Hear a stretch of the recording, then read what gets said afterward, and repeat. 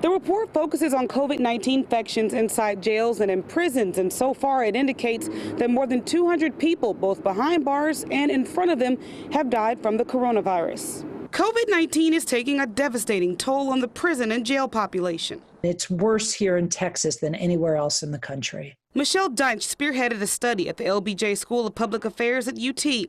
They released the report titled COVID and Corrections, highlighting the fact that COVID-19 is infecting this population of people at an alarming rate. Prisons and jails are basically petri dishes. They're very densely packed, and the people who live there don't have access to cleaning supplies and hygiene supplies or hand sanitizer. The report says at least 231 people have died from coronavirus in Texas prisons and jails.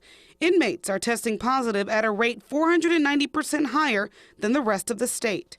In terms of the raw numbers, we have more infections from COVID and more deaths from COVID than any other prison system in the country. Even when we adjust for the size of the Texas prison system, because we do have the largest system, we fare really badly in comparison to other states. In one facility, the Duncan unit, almost 6% of the inmate population has died, and this also has severely impacted corrections officers. 54 law enforcement officers have lost their life to COVID so far. Charlie Wilkinson says his union, the Combined Law Enforcement Associations of Texas, has spent money from their own budget to get PPE to officers.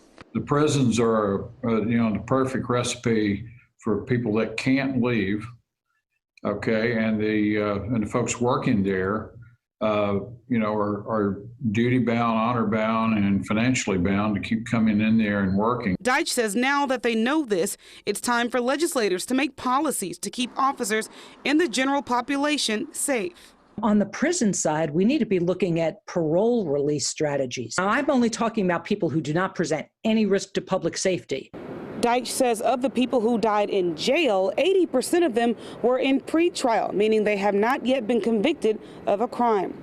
Reporting from downtown Austin, Bridget Spencer, Fox 7 Austin News.